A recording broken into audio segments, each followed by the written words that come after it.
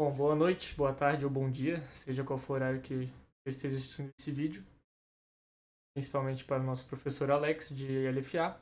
Vamos lá, eu sou o Breno, faço parte do grupo do Rafael e do Cauã, e eu vou estar explicando como que a gente formulou a nossa gramática léxica aqui para dar a solução ao problema do professor. Vamos lá. Primeiramente, o nosso S, nosso ponto de partida, que é o que o nosso programa faz, ele chama lista de comandos, e ou ele chama um comando, ou ele chama um comando e recursivamente ele mesmo. Por quê? Porque a pessoa pode simplesmente dar um comando numa linha ou ela pode chamar vários comandos. Por exemplo, atribuir uma variável, dentro da variável chamar o comando de soma, enfim. Quais são os nossos comandos? A gente separou em atribuição de valor para uma variável, impressão de um valor ou de uma variável e ou pode ser uma prioridade. Como que a gente separou essas prioridades? A gente separou por níveis, do 4 até o 1, sendo 1 o nível de prioridade máxima, e basicamente seguindo as regras de prioridade da própria matemática. Quando ele vai para a prioridade 4, ele pode ser uma soma e depois ter uma prioridade 3, porque pode ser uma soma com um número ou uma soma com uma variável, enfim. Ou ele pode ser uma subtração e segue a mesma lógica para todos os tipos de prioridade, tá? Depois a gente sempre coloca, depois da operação, a gente coloca uma prioridade abaixo para que ele consiga chegar aqui na prioridade máxima de um número ou de uma variável para dar sequência na soma, na subtração, no que seja. Enfim, ou ele pode ser uma soma e subtração, ou ele pode ser uma prioridade 3, que é o nível abaixo. Chegando aqui é um nível de prioridade maior, ou ele pode ser uma multiplicação ou uma divisão ou um nível de prioridade abaixo, seguindo a mesma lógica que eu expliquei anteriormente. Aqui na prioridade 2, que é a maior prioridade dentro das operações somente, tem a exponenciação e o logaritmo. O logaritmo a gente acabou fazendo um pouquinho diferente, ele não tem aqui a entrada anterior, ele basicamente tem um logaritmo ou pode ser uma prioridade 1. Logo no código o Rafael vai explicar posteriormente. E aqui é a prioridade máxima. Qual que é a prioridade máxima? Quando a operação está dentro de parênteses, ou é um número, ou é uma variável utilizada dentro da conta. Por que a gente fez dois tokens aqui? O Kawan também vai explicar futuramente, mas basicamente esse aqui é o token para ter o nome da variável. E esse token aqui é para a gente identificar dentro do nosso map qual que é o valor dessa variável para jogar dentro da conta. Aqui em cima são os regex, né? Eu acredito que basicamente sejam bem parecidos todos os trabalhos, mas segue aqui certinho. E é isso, muito obrigado. E segue a apresentação do próximo integrante. Vamos lá, gravando de novo, porque minha câmera ficou em cima. Bom dia, boa tarde, boa noite, professor, depende do horário que o senhor estiver assistindo. Eu me chamo Cauã e aqui daria uma rápida explicação, uma pincelada sobre os nossos tokens utilizados. E bem, vamos lá. Aqui nós temos começando o token de imprimir, que ele vai ser o comando de saída, mostrar o valor na tela. O de logaritmos, que é para operações matemáticas, utiliza do log. Número, que é para números binários, que é o objetivo desse trabalho usar números binários, vai ser de 0 a 1. Aí aqui temos soma, subtração, divisão, multiplicação, exponenciação, que o próprio nome já diz para que vão ser utilizados, exponenciação para potência, né? Aqui nós temos o abre parênteses, que vai ser um agrupamento para agrupar valores ou para fazer uma chamada de função, e o fechar parênteses, que vai ser para fechar esse agrupamento. Nós temos o token de igual, que é para atribuir valor a alguma variável. O final de linha também, que é para marcar o fim de uma instrução. E aqui nós temos a variável, que vai ser a identificação do nome que vão ser atribuídos às variáveis. E acho que só dar um adendo aqui do porquê que colocamos a variável tanto no começo quanto no final, porque elas têm duas funções um pouco diferentes. Bem, a variável aqui no começo da gramática, ela representa um nome que aquele valor vai receber, o nome daquela variável. Por exemplo, uma atribuição de A igual a 1010 mais 1. Aquele A vai ter esse valor. E, bem, a ação semântica associada a eles, que é o hashtag 13, Ela serve para guardar o nome dessa variável, calcular o valor da expressão e também atribuir o valor da variável no mapa. E, bem, aqui a variável no final da gramática, ela está sendo usada dentro de uma expressão, ou seja, o seu valor será lido da memória para ser somado, ou multiplicado, etc. Enfim. Por exemplo, B vai receber A mais 1. O A já foi declarado no começo. Essa variável já foi declarada antes e assim seu valor será usado no cálculo. E bem, acho que seria isso, né? A variável aparece duas vezes porque, bem, tem duas funções diferentes. Uma para armazenar e outra para ser usada. E, enfim, essa foi a minha explicação. Um abraço, professor. Valeu. E aí, meu nome é Rafael Motalves e eu estou explicando a parte aqui do semântico, né, do nosso código, que é a parte onde vai fazer realmente as ações do que for colocado lá no input.txt. O que ele entrar aqui, ele vai fazer, né, vai fazer as operações. Para isso a gente utilizou uma pilha de números, né, que vai guardar os valores em si que forem fazendo os cálculos e tal.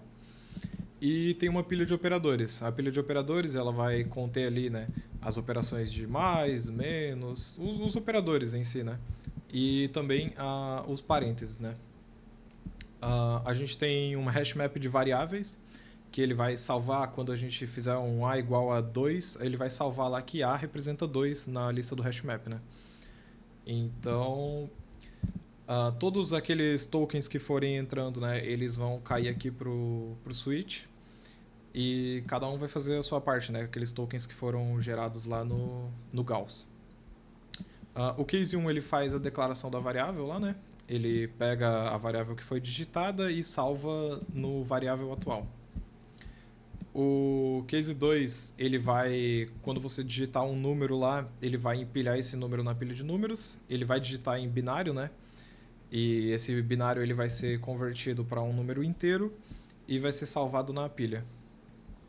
O case 3, ele imprime o resultado tanto em binário, para ver se deu tudo certinho, quanto em decimal, né? Que é para a gente avaliar ali a olho nu e ter mais certeza do resultado, né? E o 4, o 5, o 6, o 7 e o 8 aqui, todos fazem a mesma coisa, eles empilham operadores. E essa função de empilhar operador, ele já faz a questão da precedência de um operador, né? Então, se na pilha já tiver um mais, aqui por exemplo, num caso de uma pilha, ele já tem um mais, e depois vir um vezes em cima dele, né? Não vai acontecer nada, porque o vezes ele já tem precedência, né? Em cima do mais. Então ele pode ser empilhado normalmente. Mas agora, se fosse o caso ao contrário, né? Se tivesse um vezes depois viesse um mais aqui, o mais ele não tem precedência, né, em cima do vezes. Então ele seria feito a conta de vezes antes de conseguir empilhar ali em cima, né, a operação do mais. Perfeito. A gente tem o case 9. O nosso case 9 aqui ele é o log, né? Ele faz uma verificação para ver se a pilha de números já não está vazia. Isso para evitar alguns erros ali, né? Ele vai pegar o valor que está na pilha, né? Ele vai dar um pop no último valor. E vai fazer um log na base de 10 aqui. E vai empilhar esse resultado em cima da pilha novamente, né? Tirou da pilha, fez o cálculo e volta para a pilha. O nosso case 10 ele vai colocar nos operadores o parênteses. E o case 11 ele vai fazer o fecha parênteses, né? Ele não precisa colocar o fecha parênteses ali na pilha, porque quando ele vir o fecha parênteses, ele vai fazer as operações que tiverem até finalizar toda a conta, né? Até ele encontrar um parênteses aberto. Se ele não encontrar um parênteses aberto ali, ele vai dar um erro. Aqui ele chama o aplicar operador, né? O aplicar operador é quem está responsável por fazer as contas, né? Ele verifica se a pilha de operadores já não está vazia, porque se estiver vazia é porque não tem nenhuma operação, então deu alguma coisa errada. E se tiver menor que 2 números ali, não tem como, né? Ele tem que fazer uma operação ali com 2 números, né? Tirando o log, né? Que o log ele pode fazer sozinho. Ele pega o operador que tiver no topo da lista, da pilha, e ele também pega os últimos 2 valores que tiverem na pilha, né? Se for o operador de soma, ele vai fazer a soma. for o de menos, vai fazer o menos e por aí vai, né? De exponenciação também. Deixa eu voltar aqui. Perfeito. E ele vai continuar fazendo isso até ele encontrar um parênteses aberto. Encontrou um parênteses aberto, quer dizer que ele já fechou o escopo dele de cálculo e ele lá dentro já do aplicar operador, ele vai tacar esses resultados para dentro da pilha, né? Depois disso, ele dá um pop, né? Porque se ele chegou no topo ali, se ele chegou onde ele precisava chegar, né? Que era o parênteses aberto, não tem mais por que ter aquele operador ali dentro, então ele tira o parênteses aberto de lá. O nosso case 12 aqui é para quando fizer uma conta ali e for utilizar uma variável, por exemplo, a gente declara A, a gente declara B e a gente depois faz uma conta de A mais B vezes B, ele consegue pegar essa variável ali, ele verifica se essa variável está no hash map, porque se essa variável foi declarada, ela tem que estar lá. Se tiver declarada, ele vai lá e pega o valor dela e empilha para a pilha de números, já que vai ser usado para uma operação, né? O case 13, ele é o nosso ponto e vírgula, né? Nosso endline. Quando aparecer um endline, quer dizer que se tiver operadores, aquele endline foi de uma conta. Então ele também vai aplicando todas as contas que forem necessárias até zerar, né, ali a pilha de operadores.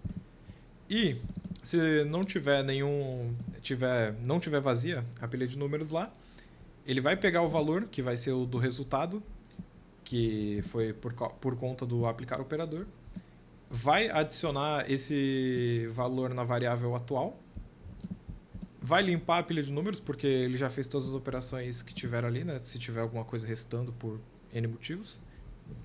Acho que até coloquei isso aqui sem querer. E vai somar esse valor lá na pilha de números, né? Vai tacar isso na pilha para depois ele ser printado na tela, caso ele tenha colocado lá, por exemplo, um imprimir a variável, né? Se não for nenhum desses, ele vai dar um throw. E é isso o código. No mais, foi só essa lógica. São só essas funções aqui. E bora mostrar na prática agora, né? A gente tem aqui o nosso main, né? O main, ele vai ler o arquivo que está no input.txt, vai instanciar aqui o sintático, vai instanciar o semântico, que são necessários aqui, e vai fazer o parse do sintático passando o semântico, né? Que vai ser toda a nossa lógica aqui, né? E o léxico que vai ler os variáveis e vai passar isso para o semântico. Então, a gente já tem aqui um input.txt. Ele faz todo esse cálculozão aqui, aonde depois disso tudo aqui, não lembro mais os números binários que foram tacados aqui dentro, mas ele vai dar o resultado certo aqui, pode calcular. Vou colocar aí agora, na verdade, os valores na tela aí, porque eu esqueci de colocar aqui. Mas vamos rodar isso. A gente deu um run aqui. Opa, é que a minha tela tá na frente, derrubei. Ele deu o valor em binário aqui. E o decimal desse binário é 4.225. Se converter 4.225 aqui, né, para binário, ele obviamente dá o número de cima. E o resultado daquela continha ali tá certo, né? Vou colocar, como eu falei de novo aí, a conta na tela para ver. Mas é isso, professor. Valeu.